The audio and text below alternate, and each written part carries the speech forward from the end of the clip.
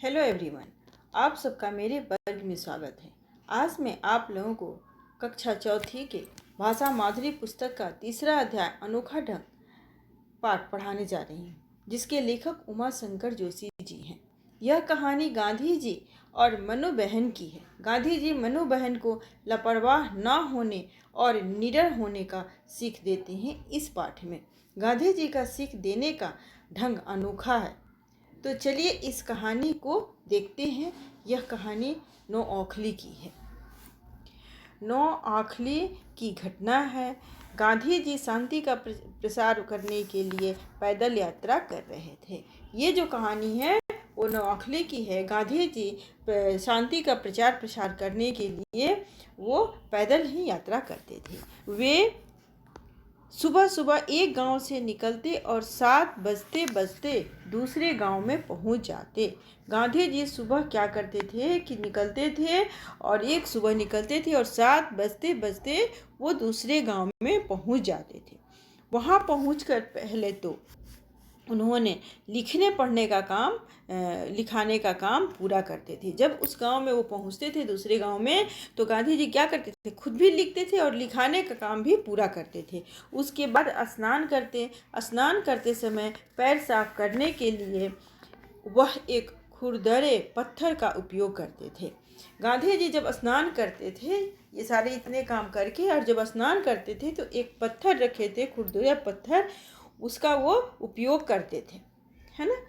वह पत्थर बरसों पहले मीरा बहन ने उन्हें दिया था। वो जो पत्थर, खुरदुरे पत्थर था, वो गांधी जी को मीरा बहन ने उनको गिफ्ट के रूप में, उपहार के रूप में दिया था बहुत वर्ष पहले, है ना। तब से वह बापू ने उसे बहुत संभाल कर रखा था, क्योंकि उपहार था, है ना, गिफ्ट था। आपको भी अगर कोई गिफ्ट देता है तो आप उसको संभाल के रखते हैं। तो उसी तरह गांधी जी को भी मीरा बहन ने वो गिफ्ट तौर पे वो खुरदुरे पत्थर वो दी थी, जिसको कि वो बहुत ही संभाल कर रखे थे। जहाँ भी जाते वह पत्थर उनके साथ जरूर जाता था। गांधी जी जहाँ जहाँ भी जाते थे वो अपने साथ में उस पत्थर को रखे रहते थे और उस पत्थर को लेके जाते थे। एक गांव में गांधी जी पहुँचे। उनके स्नान की व्यवस्था करते समय मनु बहन ने देखा कि पत्थर तो वहाँ है ही नहीं।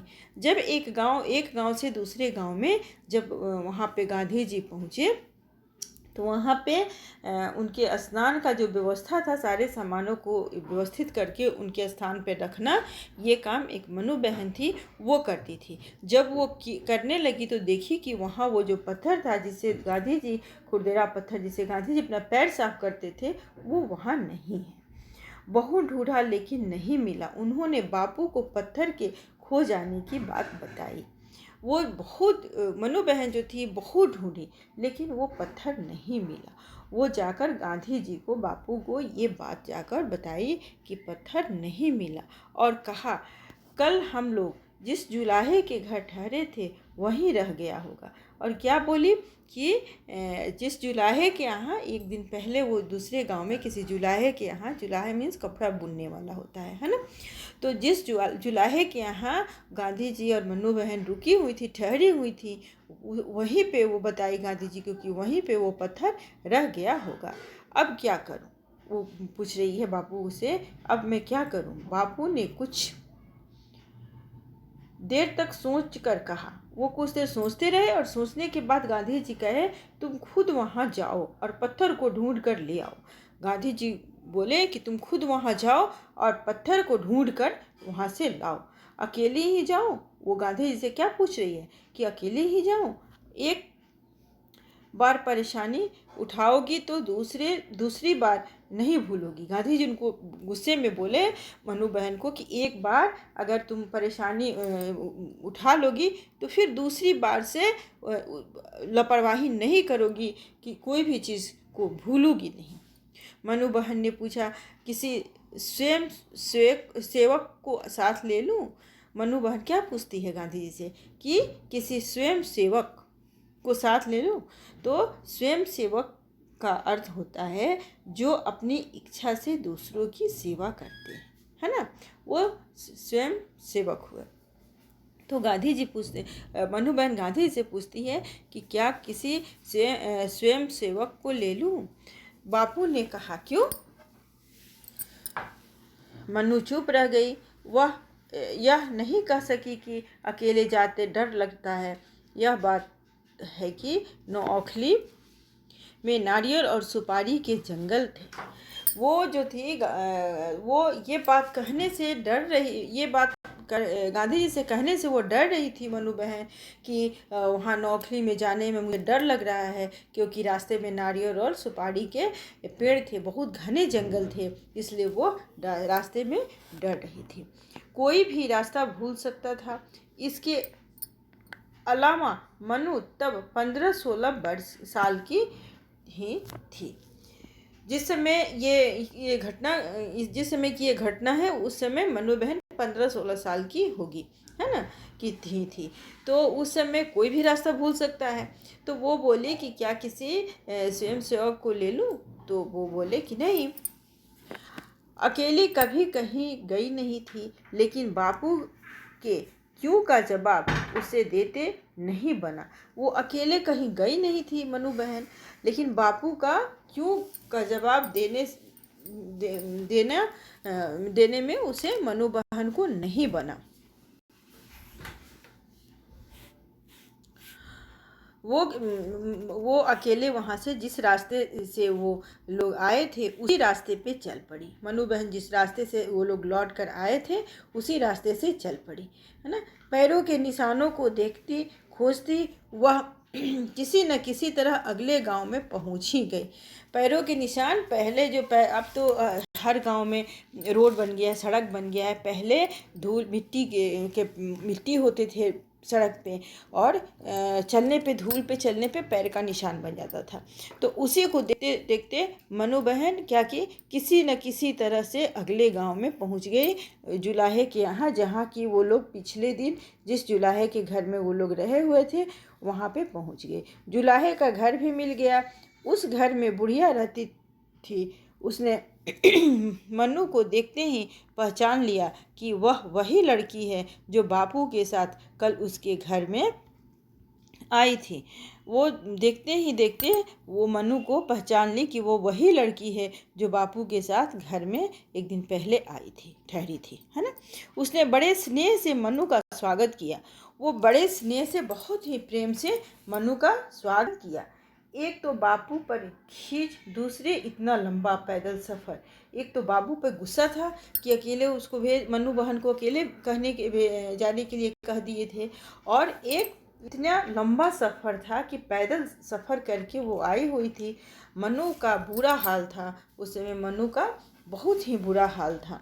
उसने बुढ़िया को अपने आने का कारण बताया। बुढ़िया बेचारी को क्या पता कि पत्थर का वह टुकड़ा इतना अनमोल है। वह बुढ़िया को अपने आने का कारण बताया, लेकिन बुढ़िया को क्या पता कि यह पत्थर का जो टुकड़ा है इतना अनमोल है, इसका इतना महत्व है, उसको क्या पता था। उसने तो उसे कूड़े के साथ कहीं फेंक दिया था। वो क्या की थी बुढ़िया कि अपने घर में कूड़े के साथ उठा के, उसके घर का कूड़े के साथ अपने उठा के और उस पत्थर को भी वो फेंक दी थी, कारण कि उसको उसका मोल पता ही नहीं था। दोनों मिलकर ढूंढने लगी। दोनों लोग मिलके, बुढ़िया और मन्नू बहन दोनों ही मिलके उस पत्थर को वो लोग ढूंढने लगे। भाग्य की बात, पत्थर मिल गया। मन्नू की खुशी का ठिकाना न रहा। वो भाग्य से वो पत्थर जो था वो मिल गया, है ना। अब मन्नू खुश हो गई। सुबह 7:30 बजे मन्नू घर से निकली थी। सुबह 7:30 बजे मन्नू वो घर से निकली थी, है ना। लौटी तो 1 बज चुका था। जब मनु वहाँ से लौटी, जहाँ की गांधी जी दूसरे गांव में जो ठहरे हुए थे, तो 1 बज चुका था। 15 मील चलना पड़ा था। थक कर चूर हो गई थी। भूख भी बड़े जोरों से लगी थी। वह सीधे बापू के पास पहुँची और उनकी गोद में वह पत्थर डालकर रो पड़ी।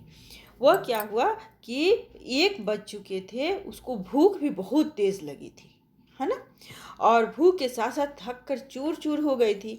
वह क्या किए कि सीधे बापू के पास पहुंची और उनकी गोद में उस पत्थर को डाली और डालकर रो पड़ी।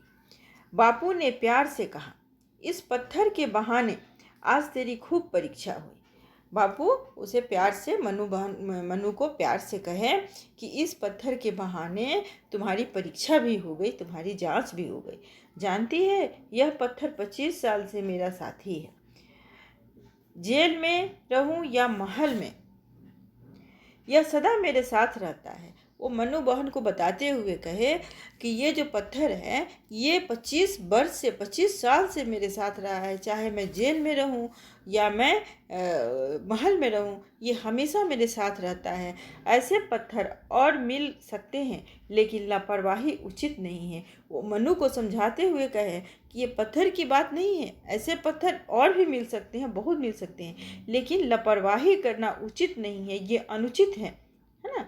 इंसान को कभी भी लापरवाही नहीं करनी चाहिए। मैं तुझे यही सिखाना चाहता था, मैं तुम्हें इसी का सीख देना चाहता था, सिखाना चाहता था कि कभी भी लापरवाही उचित नहीं होता है, यह बहुत ही खराब होता है। मनु ने कहा, बापू अगर मैंने कभी भगवान का नाम सच्चे दिल से लिया तो आज। मनु क्या बोली बापू से कि बापू अगर मैंने भगवान का नाम, ऐसे तो भगवान का नाम आदमी हमेशा लेता है, लेकिन जब कभी किसी दुख में पड़ता है तो जो भगवान का नाम लेता है अंदर से दिल से लेता है। तो इसी बात को मनु घबराई हुई थी और घबराई हुई आवाज़ में बोली कि बापू अगर भगवान का नाम लिया है दिल से तो आज ही मैं लिया है। बापू ने कहा, मैं स्त्रियों को निडर बनाना चाहता हूँ, केवल तुम नहीं। आज मैं भी कसौटी पे कसा गया। वो क्या बोले कि मैं स्त्रियों को निडर बनाना चाहता हूँ, और आज एक तुम ही नहीं, मैं भी इस कसौटी का अर्थ होता है परीक्षा। इस परीक्षा में मैं भी खरा उतरा, मैं भी पास हो गया। बापू ने मनु को बताते हुए कहे। मनु ने कुछ कहा तो नहीं, लेकिन मन ही मन जरूर कबूल किया होगा कि सीख देने का बापू का ढंग बिल्कुल अनोखा था। मनु कुछ बोली तो नहीं, लेकिन वो मन ही मन ये सोच रही थी कि बापू का जो सीख देने का जो ढंग है वो बहुत ही अनोखा है, बहुत ही अलग है। इसीलिए इस पाठ का नाम अनोखा ढंग ही पड़ा था। तो आप लोगों ने देखा गांधी जी ने मनु को सीख अनोखे ढंग से दिया, इसलिए इस पाठ का नाम अनोखा ढंग पड़ा। तो इस पाठ से हमें क्या सीख मिलती है बच्चों? तो इस पाठ से हमें यह सीख मिली कि लापरवाही करना अच्छी बात नहीं होती है और हमें निडर बनना चाहिए, है ना। लापरवाही के साथ साथ हमें निडर भी बननी चाहिए। अब इसमें कुछ शब्दार्थ है ना। इसको आप लोग अपने कॉपी में पहले नोट करेंगे, नोटबुक में, और उसको याद करेंगे और इस पाठ को पढ़ेंगे। धन्यवाद।